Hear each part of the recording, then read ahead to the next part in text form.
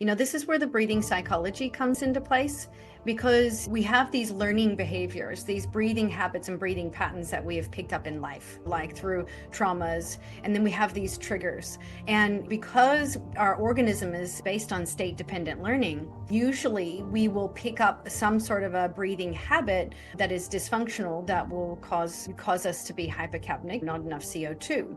So the intention of doing the triangles and the circles also is to create a desensitization to these breathing habits and triggers. And to do that, like what Shane said, the dose is the cure. So the idea of going back and forth between the reflexive breathing and circles is that you get really good at your dysfunctional breathing habit, because usually when you get into the circles, it will remind your body of that one time when you were really triggered or really scared or fearful, or that traumatic experience that you had in life, even from birth. So the idea is that you gently bring that on and then begin to experience it and be with it and sit with it and play with it, and then going back to reflexive.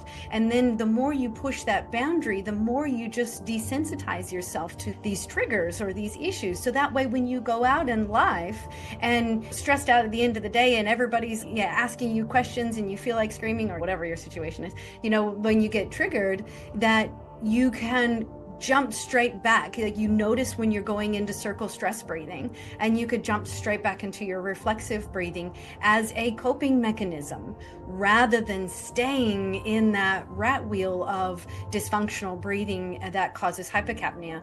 And then the default to that is whatever sort of mental health issues come from that, or whatever physical health issues come from that. So that's why this is so important. The triangles and the circles are just such a beautiful little marriage of experience that we can use to move through these psychological and physiological trigger issues.